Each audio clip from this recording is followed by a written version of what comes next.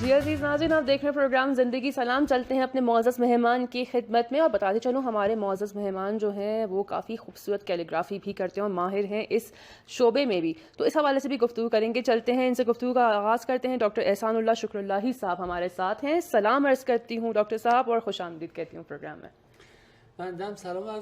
میں بھی آپ کی خدمت میں سلام عرض کرتا ہوں اور آپ کے دیکھنے والوں کی خدمت میں، اردو سننے والے جہاں کہیں پہ. بہت شکریہ ڈاکٹر صاحب. میں چاہوں گی ایک مختصر سا تعارف اپنا جو ہے ہمارے عزیز ناظرین کے لیے اگر آپ کروا دیں تو بہت مہربانی ہوگی آپ کی.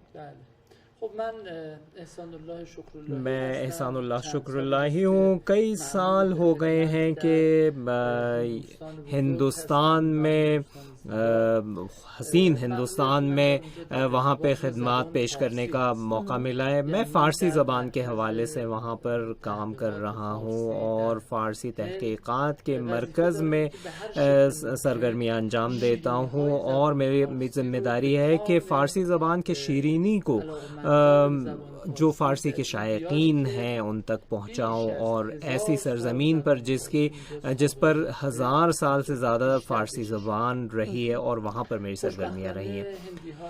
یہ بہت ہی اچھی بات ہے کہ ہندوستان میں ہمیشہ اس فارسی زبان کو پسند کیا گیا ہے تاریخی ادوار میں، اور بہت سارے علامات وہاں پر موجود ہیں، ہر جگہ پر، ہر حصے میں، ہر گوشے میں. شاید فارسی زبان دنیا کے کسی بھی علاقے میں ہندوستان جتنا اپنے خود کو دکھانے کا اس کو موقع نہیں ملا.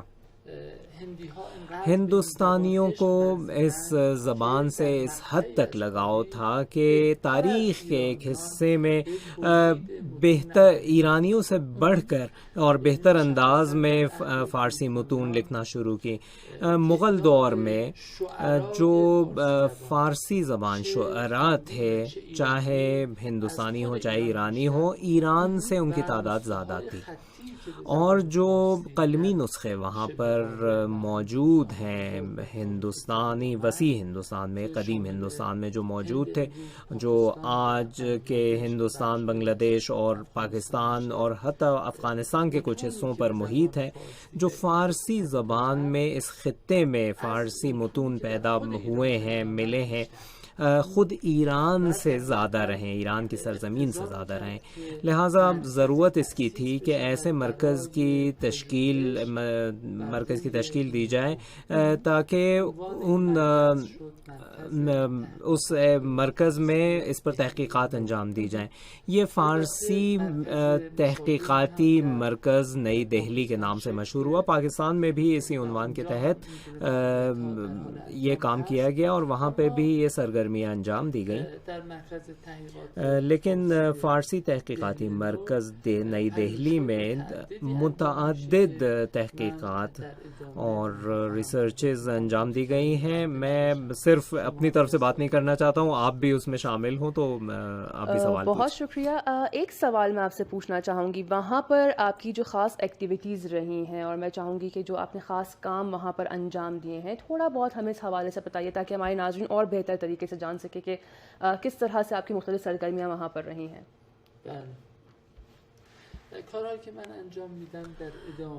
دیکھیں، جو میں کام کرتا ہوں وہاں پہ سرگرمیاں ہیں وہ ہمارے دوسرے ساتھیوں کے کام کا تسلسل ہے.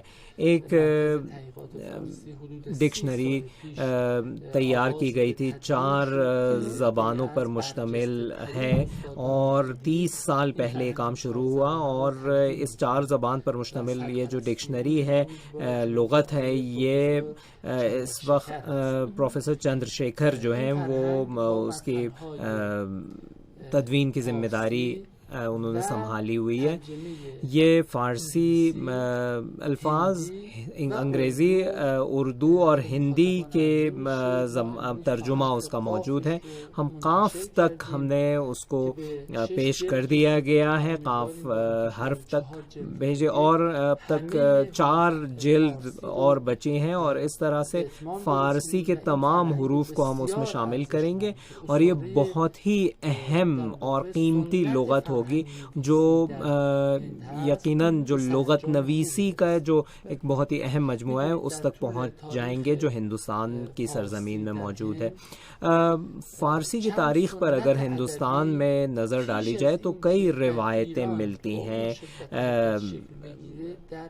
ہندوستان یہ ایران سے زیادہ یہ رہی ہیں, ہندوستان میں یہ روایتیں موجود رہی ہیں. ان میں سے ایک لغت نویسی تھا, دوسری روایت جو ہے جو دستور زبان یعنی جو اور اس پر مشتمل کتابیں رہی ہیں, اور پھر جو ہے تنقیدی مقالوں کی روایت رہی ہے. علی خان آرزو اور دیگر ان کے ہم عصر لوگوں نے شروع کی اور آج تک وہ سلسلہ جاری ہے.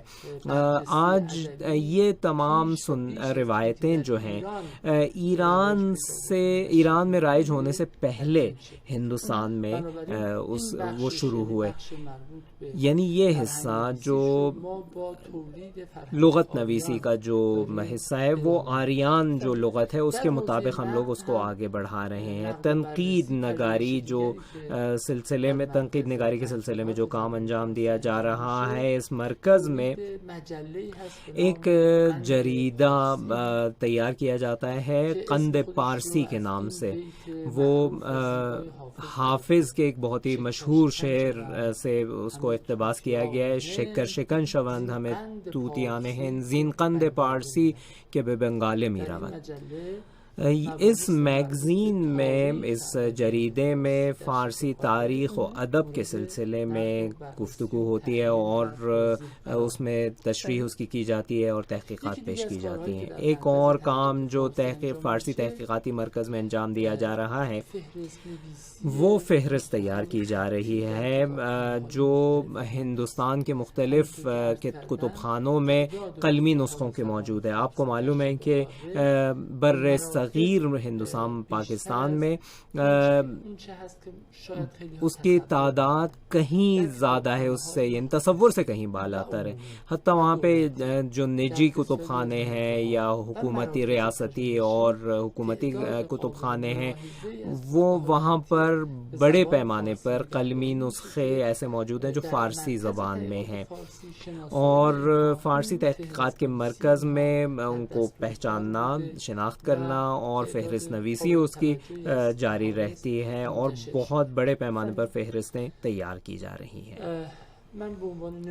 میں ایک نمونے کے طور پر آپ کی خدمت میں عرض کرنا چاہوں گا. کئی موضوعات پر پروفیسر شریف حسین قاسمی نے کام کیا ہے, اور حافظ کے اشعار پر, چاہے وہ جو طباعت شدہ ہو یا پھر جو قلمی نسخے ہوں, شہنامے کے مختلف نسخے موجود ہیں. اسی طرح مولانا روم کے اشعار پر مشتمل فہرست ہے جو وہاں پر موجود ہے. بالکل. یہاں پر ڈاکٹر صاحب میں چاہوں گی کہ ہم جو اپنی گفتگو کو آپ کے ساتھ آگے بڑھائیں, اور یہاں پر ڈاکٹر صاحب ہمیں اچھی خاصی معلومات فراہم کر رہے ہیں کہ جو خاص آپ کہہ سکتے ہیں کہ نمونے اور قدیمی اور تاریخی نمونے جو فارسی زبان کے ہند میں ہیں ان کی اب جو ہے وہ فہرست نویسی کی گئی ہے, وہاں پر انہیں جو ہے وہ ڈھونڈا گیا ہے اور ایک پوری لسٹ قرار دی گئی ہے. اس حوالے سے گفتگو کو اپنی ہم آگے بڑھائیں گے معزز ناظرین, اور یہ کہ چلتے ہیں یہاں پر ایک حصہ دیکھتے ہیں اور جلدی سے دوبارہ لوٹیں گے. آپ کی خدمت میں ہمارے ساتھ رہیے گا.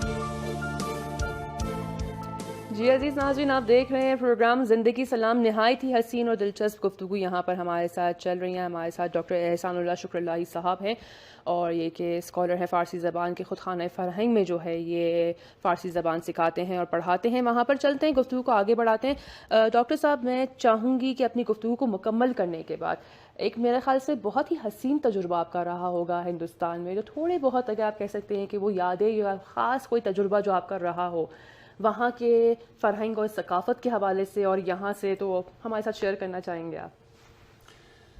بله خب حقیقتش این جی دیکھیے، 4 سال سے میں جو ہندوستان میں رہا ہوں، زمین ہموار اس طرح سے ہوئی کہ دلی والوں سے ایک 10 روزہ ملاقات تھی. میں سن 2015 میں نسخہ شناسی کے ایک دہلی یونیورسٹی کی جانب سے بلایا گیا تھا اس موضوع کے لیے. وہ اتنی میرے لیے دلچسپ رہی وہ ملاقات، اور اتنا اچھا تجربہ میرا رہا کہ وہاں پر فارسی زبان کا اس حد تک ہندوستانی استقبال کرتے ہیں اور فارسی زبان کے سلسلے کی تحقیقات کے میں. تو جو یہ پروفیسر چندر شیکھر اسی ملاقات میں انہوں نے ہم سے کہا کہ آیا تمہیں معلوم ہے کہ دلی کی مٹی جو ہوتی ہے یہ دامنگیر ہوتی ہے، اور انہوں نے کہا کہ آپ لوٹیں گے اور یہاں آئیں گے، آپ خدمت کریں گے، اور خصوصاً فارسی تحقیقاتی مرکز میں آ کے خدمات پیش کریں گے. چند سال سے اس مرکز کے میں کوئی خاص ایکٹیویٹیز نہیں تھی اور کوئی ایران سے بھیجا نہیں گیا تھا، اور ہم سے کہا گیا کہ آپ یہاں پہ آئیں. اور میں نے خود نہیں یعنی کوئی اقدام کیا تھا، لیکن واقعی تقدیر ہمیں وہاں کھینچ کے لے گئی، اور یہ ہے کہ میرے بہت ہی بہترین لمحات وہاں پر پیش آئے ہیں اس ترتیب کے ساتھ کہ مختلف سطحوں پر ہم نے جو فارسی کے شائقین کے فارسی ادب اور زبان کے شائقین تھے ان کے ساتھ ہم نے کام کیا. پہلی بار جن لوگوں نے فارسی الف بے سیکھنے کی کوشش کی ہے، اور یا ان لوگوں کے ساتھ ہم نے کام کیا ہے جو تخلیقی صلاحیتوں کے پیش نظر فارسی کے سلسلے میں کام کر رہے ہیں اور نئے کام کر رہے ہیں. اور شاید آپ کے بعض ناظرین کو نہ پتا ہو کہ آج بھی ایسے فارسی کے شائقین ہندوستان میں موجود ہیں جو ایک شاعر کی طرح، ایک بہت ہی مضبوط شاعر کی طرح وہاں پہ ادبی مضامین کی تخلیق کرتے ہیں. گزشتہ ہفتے 10 جلد پر مشتمل ہندوستانی فارسی گو شعراء کے آثار کی رونمائی ہوئی ہے. یہ حقیقتاً باعث فخر ہے ہمارے لیے جب ہم دیکھتے ہیں کہ ایران کے سیاسی سرحدوں سے باہر فارسی کے اتنے بڑے پیمانے پر شائقین موجود ہیں، تو یقیناً ہماری سرحدیں، ہماری ثقافتی اور فرہنگی سرحدیں وہاں تک پھیلی ہوئی ہیں. کچھ لوگ زیادہ دلچسپی ظاہر کرتے ہیں فارسی تک سے رابطہ برقرار کرنا. مثال کے طور پر کشمیر والے وہ زیادہ شوق رکھتے ہیں. وہاں پہ ہم نے ایسے اسکول دیکھے ہیں جو مختلف سطحوں پر فارسی سکھاتے ہیں. 40 مرکزی یونیورسٹیز کے علاوہ اور 60-70 کالجز جو فارسی کی تعلیم دیتے ہیں. میری ایک اہم ذمہ داری یہ رہی اور ہے کہ ان مراکز کے ساتھ رابطے میں رہوں، وہاں کے اساتذہ کے ساتھ اور وہاں کے طلباء کے ساتھ رابطے میں رہوں، اور جو ان کی درخواستیں ہیں ان کو سنوں اور کافی حد تک جہاں تک ممکن ہو ان کی مدد کروں. اس تمام مدت میں ہم نے مختلف ورکشاپس منعقد کیے، مختلف تعلیمی کورسز ان کے لیے رکھے، اور نسخہ شناسی اور متون کی تصحیح اور خوش خطی کے ورکشاپس رکھے گئے، اور کلاسک ادبیات سے آشنائی کے کورسز رکھے اور معاصر ادبیات سے آشنائی. مختلف یونیورسٹیز میں یہ کلاسز ہم نے رکھے. ہم کیونکہ دلی میں رہتے ہیں وہاں پر اس کے نتیجے میں ہم دہلی کی یونیورسٹی میں زیادہ سرگرم رہے ہیں، لیکن باقی یونیورسٹیز میں بھی کورونا سے پہلے آنا جانا ہمارا رہا تھا. مختلف سیمیناروں میں ہم نے شرکت کی تھی اور ہم بہت بڑھ چڑھ کے حصہ لیتے تھے، اور جہاں کہیں پہ بھی ہم قدم رکھتے تھے اس طرح سے ہوتا تھا کہ جو فارسی کے دل دادا ہیں وہ بہت زیادہ شوق اور دل کی گہرائیوں سے رابطہ برقرار کر کے مختلف زبانوں میں وہ اپنے شوق کا اظہار کرتے تھے. ہماری جو اگر تھکن ہوتی تھی تو سمجھتے تھے اسے کہ ہم اپنے وطن سے اگر دور ہو گئے ہیں کہ ہمارا دوسرا وطن ہے، ایسی جگہ ہم نے رجوع کیا ہے. اگر ہم اپنے جغرافیائی سرحدوں سے ہم دور ہو گئے لیکن ہمارے ثقافتی اور فرہنگی سرحدیں موجود ہیں، اور یہ دلی رابطہ جو بر صغیر کے عوام سے ہے وہ روز بروز اس میں اضافہ ہو رہا ہے. ایک اس کی بہت اہم علامت دونوں ممالک کی ثقافت کے قریب ہونے کی یہ ہے کہ اس کے علاوہ کہ یونیورسٹی کی سطح پر رابطہ جو ہے جہاں پر تدریس ہوتی ہے فارسی کی، جو وہاں پہ ہندوستانی 2020 میں جو وہاں کے پارلیمنٹ نے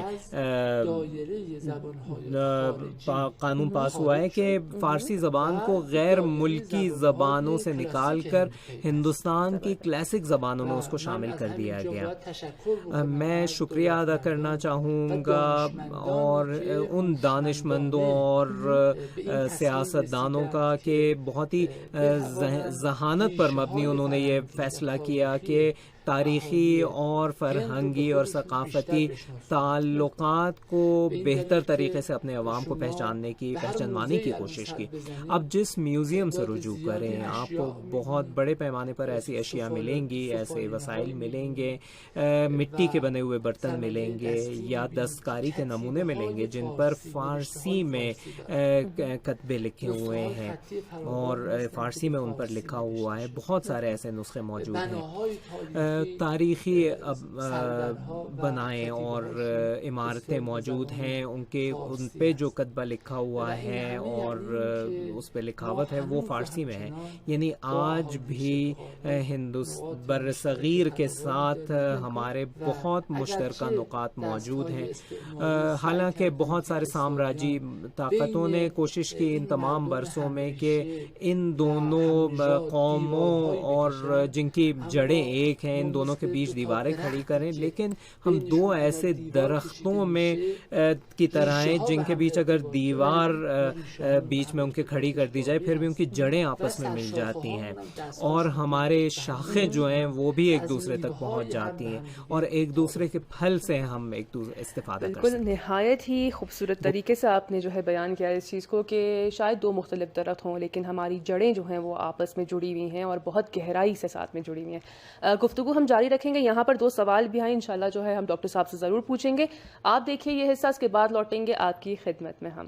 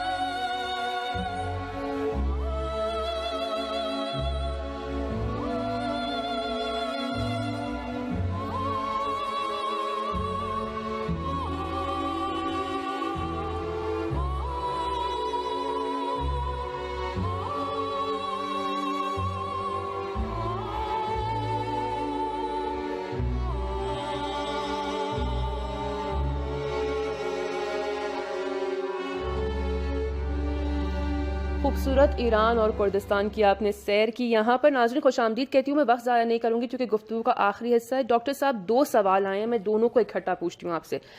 پہلا سوال، غالب کے فارسی کلام کے بارے میں مختصر سا تجزیہ کریں. دوسرا سوال، غلام رسول نازکی کشمیری صاحب کو آپ نے پڑھا ہے یا نہیں؟ احمد رمیز کشمیر سے آپ کے لیے سوال بھیجتے ہیں. بله خب راجع به غالب کہ غالب کے بارے میں بہت بات ہو سکتی ہے. غالب ایک انتہائی برجستہ شعراء میں ہے جو فارسی زبان اور اردو زبان شعراء میں آپ کا شمار رہا ہے بر صغیر کے. ایرانیوں کو شاید نہ معلوم ہو اس بارے میں کہ ہندوستان کے میں ایسے شاعر موجود تھے جنہوں نے فارسی زبان کی ظرافتوں کو اور اس کی باریکیوں کو اتنی اچھی طرح سے سمجھا ہے کہ وہ وہاں کے لغت نویسوں کے ساتھ اور محققین کے ساتھ ان کا بحث اور مباحثہ علمی بحث و مباحثہ رہا ہے. وہ خود کو اس طرح سے پیش کرتے ہیں کہ هند را رند سخن پیشه گمنامی هست. بالکل. هند را رند سخن پیشه گمنامی هست، اندر این دیر کهن میکده آشامی هست. یعنی خودش رو یک یعنی خود کو وہ ایسے رنگ کے طور پر پیش کرتے ہیں جو ایک فارسی کے ادب کا ایک جام بھی ان کو سیراب نہیں کرتا. وہ ایک میکدے کی پوری ضرورت ہے فارسی ادب کی. دیکھیں میں جو ہے وہ فارسی شعر کا ایک اہم حصہ ہے. وہ عام شراب کی بات نہیں ہو رہی ہے. یہ وہ میں جب بات ہوتی ہے تو وہ تمام چیزیں ہوتی ہیں جو انسان میں ایک ولولہ جوش و ولولہ پیدا کر سکتی ہیں. بقول ایک بہت ہی بڑے عارف شعر ہیں جیسا کہ غالب نے کہا ہے کہ غالب کو شراب شعر فارسی کہا جاتا تھا. اور اپنے دونوں طرز شاعری یعنی فارسی اور اردو میں ایک بہت ہی خوبصورت بیت ان کی تھی. وہ کہتے ہیں کہ فارسی گو تا ببینی نقش های رنگ رنگ. فارسی گو تا ببینی نقش های رنگ رنگ، بگذر از مجموعه اردو که بیرنگ من است. با اینکه او حالانکہ وہ بہترین اردو شعر کہنے والے ہیں، شاعر ہیں اردو کے، لیکن فارسی کے اشعار کے مقابلے میں وہ پھر اس کے بعد اس کو دوسرا درجہ دیتے ہیں فارسی اشعار کے بعد اردو اشعار کو. حالانکہ آج کل ہندوستان میں اردو زبان افراد جو ہیں وہ غالب کے اردو اشعار کی طرف خاص توجہ ان کی رہتی ہے. دوسرے شاعر جو انہوں نے بتایا میں آپ کی خدمت میں عرض کرنا چاہتا ہوں. دیکھیے بہت سارے شاعر ہیں کشمیر کے سرزمین سے جو ان کی شناخت ابھی نہیں ہو پائی ہے یا ان کو نہیں پہچانوایا گیا ہے. بعض ہو سکتے ملا سات کشمیری بہت ہی برجستہ شعراء میں آپ کا شمار تھا. دیوان میں ان کی تصحیح ہو کے اور طباعت کے لیے تیار ہیں. یا دوسرے فارسی زبان شعراء جو کشمیر سے جن کا تعلق تھا، یا ہندوستان وسیع جو ہندوستان ہے ابھی بہت سارے شعراء ہیں ان کو پہچانا نہیں گیا ہے. اور ضرورت ہے کہ محققین چاہے ایرانی ہو چاہے ہندوستانی ہو ان کے شناخت کروائیں اور ایک تنقیدی تصحیح کی جائے اور ان کے آثار کی. میں استفادہ کرنا چاہتا ہوں اس موقع کا اور آپ کے ناظرین کو بتانا چاہ رہا ہوں، خصوصاً جو فارسی ادب کے محققین ہیں، ایک گزارش ہے ان سے کہ یہ روایت ہم اس میں شامل کریں فارسی ادب کے متون کی تصحیح میں کہ جو محققین ہندوستان سے کوئی متن لے کر تحقیق کرنا چاہتے ہیں وہ ایران کے محققین کے ساتھ جڑ جائیں اور ساتھ میں کام کو آگے بڑھائیں. یہ میں تجویز دیتا ہوں ایرانی محققین کو بھی. یعنی ایک ایرانی حالانکہ فارسی اس کی مادری زبان ہے، لیکن کیونکہ بہت سارے الفاظ جو فارسی ہندوستان میں فارسی زبان میں آئے ہیں ہو سکتا ہے وہ الفاظ اس کے لیے ناشنا ہو، یا ایک فارسی لفظ ہو جو ایران اور ہندوستان میں معنی کے لحاظ سے فرق رکھتے ہوں، یا بعض اصطلاحات جو ہوتی ہیں یا جگہوں کا نام ہے فارسی کے ہندوستان کے فارسی میں داخل ہوئے ہوں جو ایرانیوں ایرانیوں کے لیے ناآشنا ہو. لہٰذا ایرانیوں کو بھی چاہیے کہ اپنے کام کو عروج پر معراج پر پہنچانے کے لیے ہندوستانی محققین کی سخت ضرورت ہے. یہ تعاون باعث بن سکتا ہے کہ تحقیقاتی ادبی تحقیقات کو بہتر بنا سکے, مضبوط بالکل کر ایسے سکے. ہی ہے. شکر اللہ صاحب, میں چاہوں گی ڈاکٹر صاحب کہ ایک جملے میں اگر آپ اپنی آج کی پوری گفتگو کو سمیٹنا چاہیں یا ہمارے عزیز معزز ناظرین کے لیے کوئی خاص بات کچھ کہنا چاہیں تو یہ پلیٹ فارم آپ کے لیے حاضر ہے. میں خلاصہ اگر کرنا چاہوں تو اپنے گفتگو کو خلاصہ کروں کہ ہم ایرانی اور ہندوستان کی ملت ہند ایک ان مہاجر پرندوں کی طرح ہیں جو ہزاروں سال سے ساتھ میں رہے, جو ایک بہت ہی ٹھنڈے علاقے سے ہم لوگوں نے کوچ کیا ہے گرم علاقوں کی جانب. 2 شاخیں اس کی ہو گئیں. دائیں ہاتھ والے جو ہے وہ ایران نے اس کی تشکیل دی اور بائیں ہاتھ نے ہندوستانی تاریخی ہندوستان کو اس نے شکل دیا. ہم ایک دوسرے سے مانوس ہیں, ہم ایک دوسرے کو چاہتے ہیں, ہمیں ایک دوسرے کی ضرورت ہے, اور جو کام بھی اس سلسلے میں کیا جائے گا, اس تعاون کے سلسلے میں, وہ اپنے حق میں ہم نے بہت بڑا احسان کیا ہے اور ایک بہت ہی مثبت اقدام بالکل ہے صحیح ہے. اور نہایت ہی خوبصورت جملے کے ساتھ جو ہے اپنی گفتگو کو اختتام پر پہنچایا ڈاکٹر احسان اللہ شکر اللہ صاحب کا میں شکریہ ادا کرتی ہوں تہہ دل سے کہ وہ یہاں پر تشریف لائے. میں ان سے خداحافظی کرتی ہوں. ہم چلتے ہیں ایک اور حصہ دیکھتے ہیں پروگرام کا. خیلی ممنون.